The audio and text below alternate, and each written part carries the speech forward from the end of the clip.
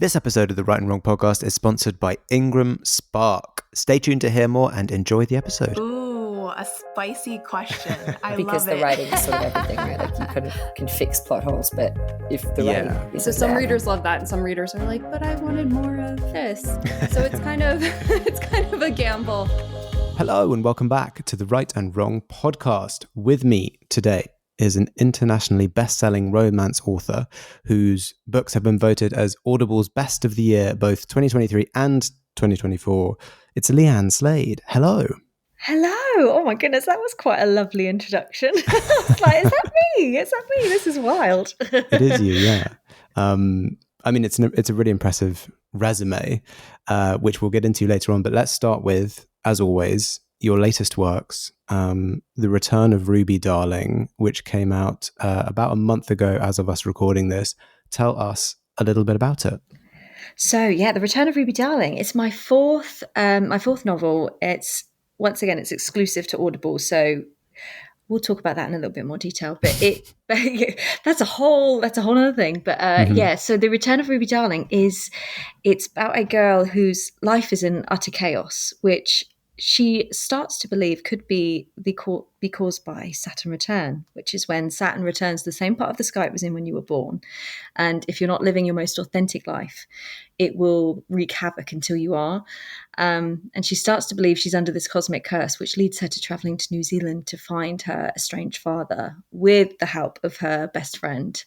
And it's basically like a bit of a homage to that crazy period at the end of your 20s where you really start to figure out who you are and what you want, and you reflect on the years you've already lived and the decisions you've made, and you start to equalize them with what you're heading towards. And it's basically a late coming of age story wrapped in this lovely friends to lovers story, but also giving that familial mystery of things gone by and how they affect our future. And Ruby Darling, she's a social media influencer, so the life she's living is a little bit inauthentic to who she is, and it's basically about her coming to terms with the person she wants to be versus the person the world wants her to be. And I just had so much fun writing it. It really brought me back to a time when I was that age and thinking, right, well, what do I do now? What's next? What decisions have I made, and how are these going to propel me forward? And it was just wrapping that in a love story was just a really fun and exciting concept to play with. Yeah, it sounds good. It's funny. I was talking to a couple of my friends just the other day about this, about how coming of age is generally seen as a sort of like teenage into adulthood. Yeah. But I feel like we were saying how every few years I feel like people can go through another coming of age, and another, like you can continue to learn, and there should be different age brackets for coming of age all the way up to, like, you know, until you're old, I would say. Exactly. And that's where because I hadn't heard of Saturn return before, and it was my agent who mentioned it to me, and she thought it would be a really fun hook. And I'm not particularly into astrology. Like when I was younger, okay. I used to just flick to the back of the magazines and be like, ooh, what does this week hold for me? But you kind of grow out of that. And so when she mentioned it, I thought, I don't know. Let me research it a little bit more. And there's quite a few celebrities like Adele and Ariana Grande and SZA. They've all sung about it and really brought it to the forefront of popular culture. But what I loved most about it is I thought, do you know what, even if you don't subscribe to that kind of mythological way of thinking about the universe, the age of 28 to 30 is such a pivotal time in your life. And I think we can all relate to those questions of, you're solidly an adult, but yet you don't always feel like you are, and how that plays into just life in general and the decisions that we make. And it's a fun age to write, around 28, but I really sort of leaned into the, or as you said, like the coming of age aspect of that, but in an adult context. So yeah, it was fun to play with, definitely, and hopefully it feels relatable. It felt relatable to me when I wrote it, so hopefully good. It comes across that way. Yeah. Did you have to learn much about astrology for this, or was it very surface level? It's very surface level, thank goodness. But okay. I think it was a conscious decision, because I know, whether some people may come to that and think, yes, I'm desperately looking for the astrological side of it, and other people would come into it a little bit more skeptic. So I really wanted to balance that. But Ruby as a character, she plays into that notion of, I believe, but her love interest, her best friend Nate, is very skeptical. So they balance each other out in that aspect. And Okay. the story is very much about her finding her father, but finding herself. And the Saturn aspect of it is just kind of a little driving force behind her to get her where she needs to go. But it's fun. It's very, there's quite a lot of jokes around it. And I think one of my favorite lines in the book is something Nate says to her. He's like, really, of all the planets to blame, I think Earth would be the obvious one. So it's quite tongue in cheek with it. Sounds great. And you mentioned this is exclusively on Audible. So does that mean that there is not like a physical copy of this? You can't find this in bookshops? Not yet, no. So yeah, the Audible I get that question so much. I mean, my DMs, every time a new book comes out, I'm flooded with, where can I buy this? Where can I read it? Can I find it on Kindle? And the best way I always describe it is that I'm audio first, not audio only. So as part of my partnership with Audible, they have my books, because this is my fourth one with them now. They have my books for an exclusive period, and anybody who's involved in publishing will know how the back end of things work. But we're currently in the process of making things happen. And we will get there. The paperbacks and the digital release will come. So that's basically all I can say about that now, but we're working on it. But it's been a really interesting way of doing it, to be honest, because I think when I first started to get into, looking into publishing and, could I do this as a career, as we all do as early writers, you think, oh, maybe one day. I never imagined I would do it the way that I have and go the audio route, because I just didn't really know that it existed. I didn't think of it as an option. But when we got into conversations with Audible via my agent, I quickly realized, I was like, actually, do you know what? This could be really fantastic. And the support that they've given me as my publisher, in terms of like marketing support and the narrators they've brought on board, I feel really, really lucky. It's been such a positive experience. I know that's not always the case. For speaking from different authors and things, there's so many different ways that this journey can go. But I'm 4 books in now. I've got another book coming out in October, which is like a Christmas spin-off of my first book, The Rebound. And again, it's just the support and almost like the direction that I've had from Audible. They're very open to me pursuing my stories as how I see fit, and supporting me on that journey. So it's been creatively a really fantastic experience that I potentially might not have got elsewhere. So it's different, and I appreciate other people saying, oh, I want to buy it and I want to read it, and I always think that we'll get there. Like there's it's just a little while. It's just a little while, but the benefits I've had from doing it this way have almost like counterbalanced the need to just wait a little bit, if that makes sense. Mm-hmm. Well, audiobooks, I think, are bigger than ever, and I hear this from many different parts of the industry, and they are continuing to grow. And I think audiobooks open up sort of stories and reading to a whole new audience who wouldn't necessarily have the drive or the time to like sit down and physically read a book. So it's cool that this is like a new kind of emergent part of being an author. Like this is a new route in, and like you said, it's sort of like, as an author, you will put your story out in different ways. And like the traditional route, which is the kind of one that everyone's used to, is that first the physical copy comes out, then nowadays all the digital copy comes out, and it'll be just words on a page or words on the screen. And then the audio stuff comes later generally. But you're just doing it a different way around. The audio stuff is first, and then later on we'll figure out the physicals and the Kindle stuff. Absolutely. And it's when we first started talking to Audible, it felt really serendipitous, because I worked in radio for about 10 years before becoming an author. And so I had that real love of the medium. Like the audio medium for me was just, a big part of, I say who I am, but it was my day-to-day job. It was, I was constantly talking about it in, selling it to prospective clients and things. So when Audible came to the table, it was like, actually, like, I know this, I know this medium, and I know how impactful it is. And I know how people can build such strong relationships with the audio medium, and how important it is to a lot of people. So I thought, do you know what? Actually, feels like it works. And then obviously with the narrators that Audible brought on, it was like, whoa, okay, hello, now we're talking.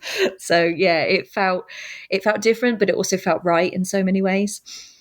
Yeah, and I would imagine it's going to become a more and more common thing as time goes on, is to be like an audio first, especially if Audible with the resources of like Amazon are like really pushing to make that a bigger part of the industry. I think it'll be more and more. Yeah, I think as well. I think a lot of traditional published authors have started to lean into doing audio first or audio originals. Like Ali Hazelwood, obviously a huge romance author, she's doing one. Lisa Jewell's doing one with Audible. So I think it's becoming more popular. And yeah, as I said, it's audio first. It's not audio exclusive, because I appreciate that anyone with audio processing difficulties and anyone deaf, it doesn't open the door for them to engage in those stories, but we will get there. So it's still on the table. There's just a little pause before that.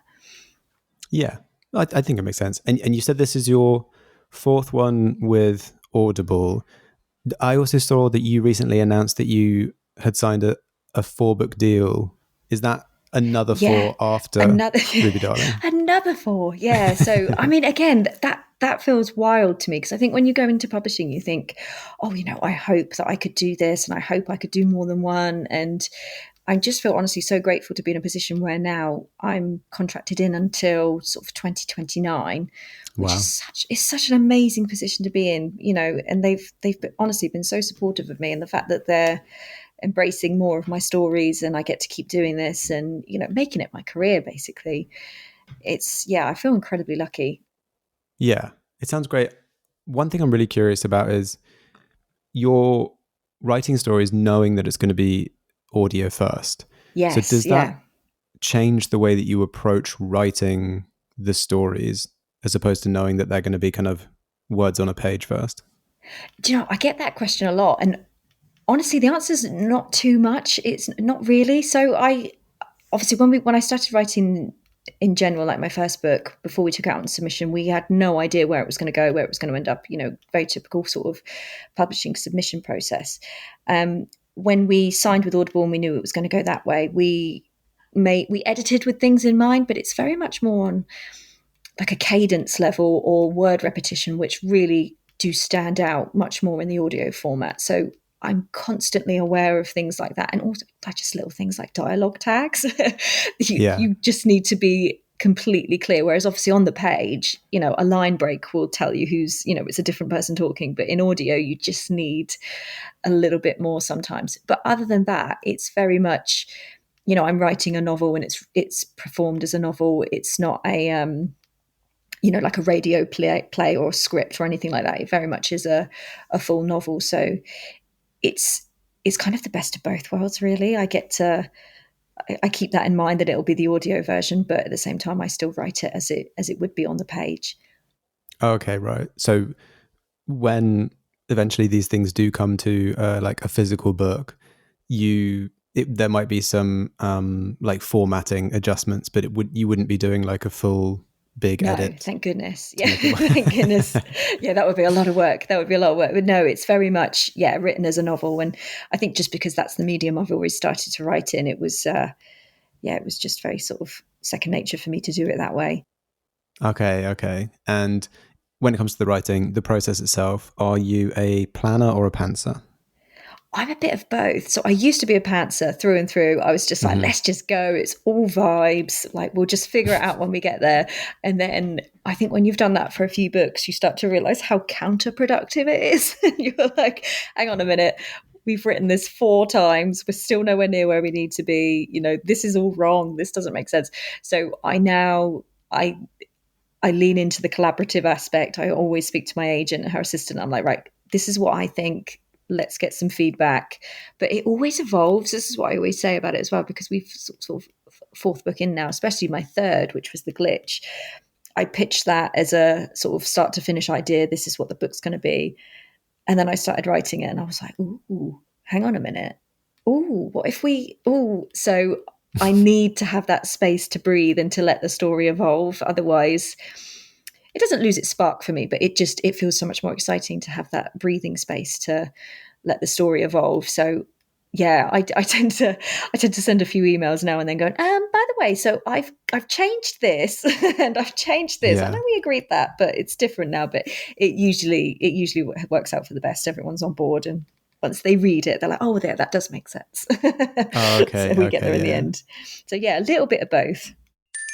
If you're thinking about publishing your own novel, if you have a story that's ready to be shared with the world, then look no further than Ingram Spark. Ingram Spark offers everything you need to publish, promote, sell, and print your book.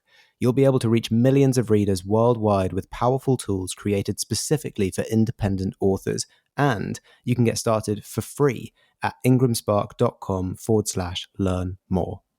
I think that often comes with the experience of writing, is that like you want to keep the freedom, like you say, but at the same time you're like, especially when you're on deadline, like when you have a deal and it's like, this needs to be done by a certain point, you realize the kind of benefits of not necessarily, some people love to plan every single thing down to like the word count of where different things are going to happen in the story. You don't have to go that far, but just having the structure, knowing kind of where it's going, but with the wiggle and how room you're going to do wrap what it you all want. up. That's always the big one, because I think my third novel particularly, it was quite ambitious in nature of what I was trying to do. It was 2 points of view, 2 timelines, and not to spoil it, but quite a substantial twist at the end.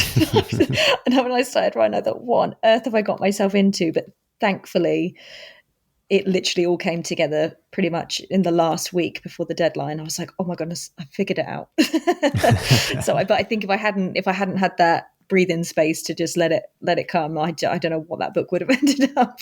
Yeah. Was that the glitch? Yes, that was the glitch. So that was for a third novel, I really went all in, and I felt there were multiple times I felt really overwhelmed with that, and I was like, what on earth have I done? Everyone's expecting this, and it's too much. But I think my notion with everything like that is just keep going. Just keep going, Mm-hmm. and even if it takes longer than you thought it would, you will get there in the end, because you have to. Yes, so persevere. There's no choice.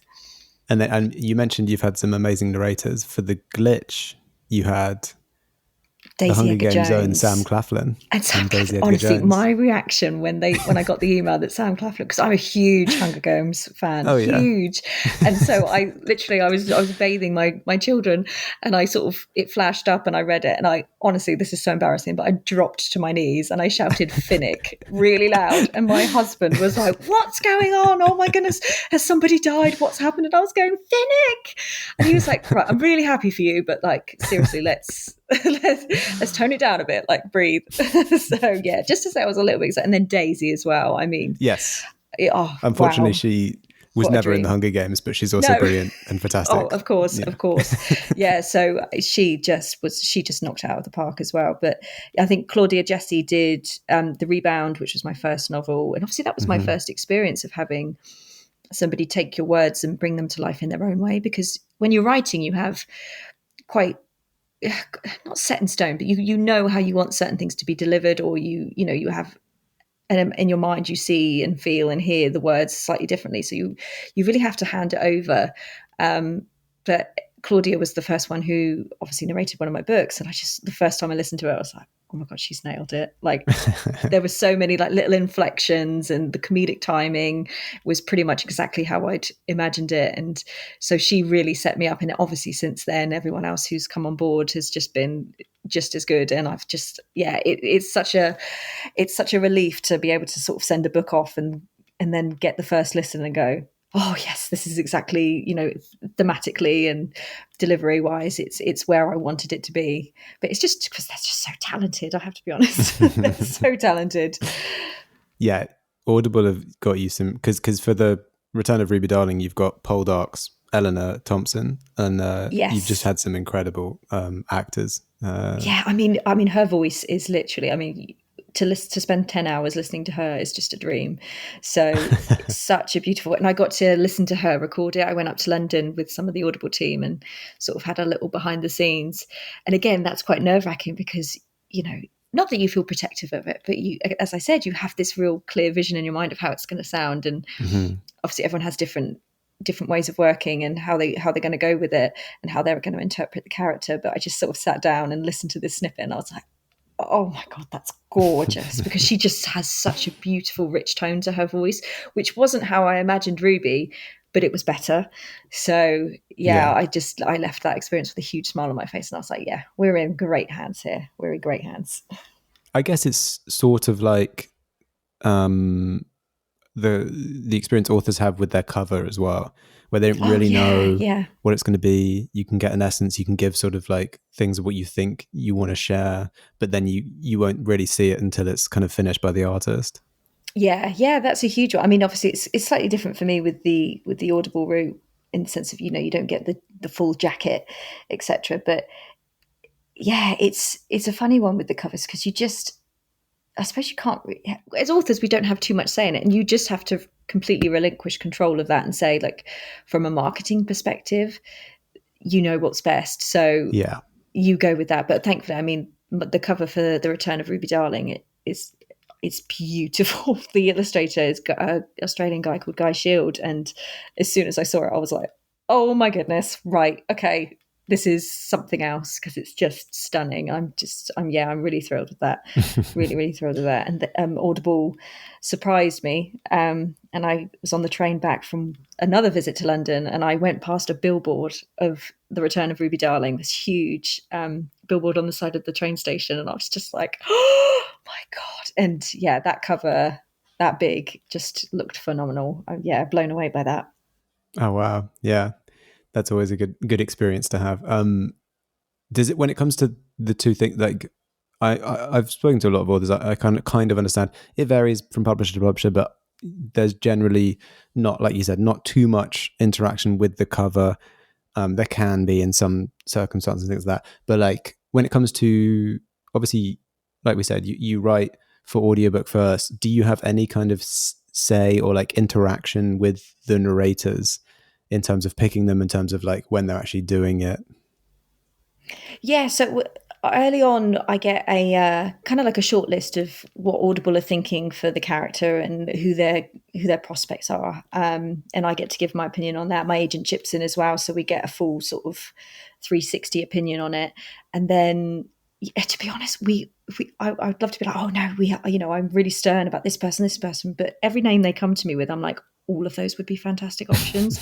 So I'm like, this is just an excellent position to be in. And so, yeah, we kind of narrow it down. I'll go away and have a listen to lots of different interviews they've done, and also lots of performances, just if there's any accents involved, that sort of thing. But yeah, and then they'll go away. We kind of come to a final decision together. And then it's been interesting because, as I said, with Eleanor, and then Claudia has just... she's just recorded This Christmas, which is coming out. As I mentioned, my spin-off of The Rebound, she's just recorded that, and I got to hear her in the studio as well. But Audible, the way they work it, they have the in-house directors and producers, so it's very much in their capable hands. And yeah, whenever I come in to listen, it's just a case of they've kind of already picked up on anything. They ask me at certain points, is there anything specific you want to know at this point, or you want to pass on to them? But it's always been really well taken care of. So at that point, I can just concentrate on the writing and then hand over the production to Audible and just be confident that it's in solid hands. Okay, that sounds good. Do you ever meet the narrators in terms of they might want to speak to you to ask you questions about how they're going to do their performance?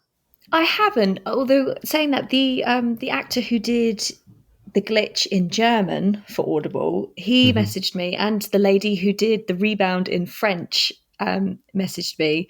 They both had quite a few questions just asking about like the book and the essence of the character, and that was so lovely. I was like, oh my goodness, people, you really care. And it felt like you're really on board and you're excited about the project. It made a massive difference.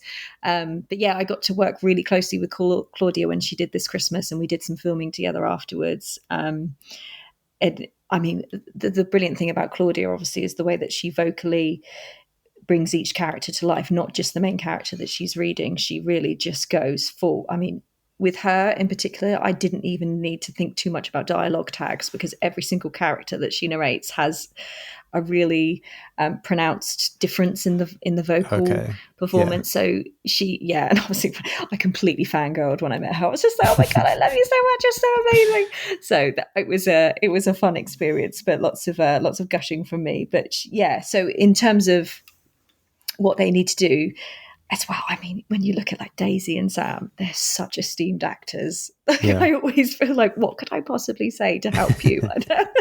Like, just do you will be amazing. It's almost like one of those situations. Yeah. Okay, that's cool. That's I guess in some ways it's nice not to have the pressure of having to like be there and like direct in many ways, to have someone who's a professional taking charge of these other professionals. Yeah, I think, never say never. One day if Audible said to me, would you like to sit in and, not direct, but you know what I mean, give an opinion on the day, like that would be exciting. But at the same time, I just, when I don't need to. I just feel like, I think as well, when I'm writing, I suppose one thing maybe I do is I will make clear within the script sometimes, like with italics or whatever, like just where certain inflections are, but it's always really well picked up on by them anyway. So it's not overly done. But it's definitely a surreal experience, like literally just talking to you now and like dropping all these names, like it's just like, what is life? This is just wild. I mean, it's amazing. And May, I'm excited to see what incredible actors you get for your next four. I know, me too. Me too. Every time I get a new list, they're like, casting update. I'm like, whoa, here we go.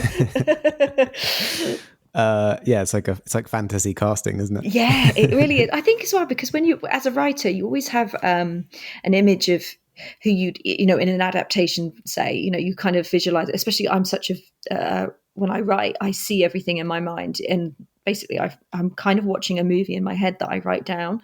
So you get quite a strong visual sense of who you want to be the main character, or who they could potentially be. And so when Audible come to me and literally the names for the narrators are some of the people you've envisioned when you were writing, that's when it's surreal. You're like, oh, hang on a minute, this is all just lining up really, really perfectly. Yeah, amazing. We're at the point in the episode where I ship you off and strand you and ask you, Leeanne, if you were stranded on a desert island with a single book, which book do you hope that it would be? So I knew you were going to ask me this question, because obviously I'm a big listener of the podcast. So I've been thinking about this for ages, and I was like, what am I going to go with? But I have decided I'm going to go with The Simple Wild by K.A. Tucker, which is a romance novel I read a few years ago about a girl who goes to Alaska to meet her estranged father, and spoiler alert, she falls in love with a pilot out there. And the reason I'm going to pick this, one, because I love this book. It's so romantic. It will take you through every single emotion possible. But also it's set in a really cold place. So if I'm on a desert island, it will be the perfect novel to transport me somewhere colder, because I am very fair-skinned and I get very bad heat rash.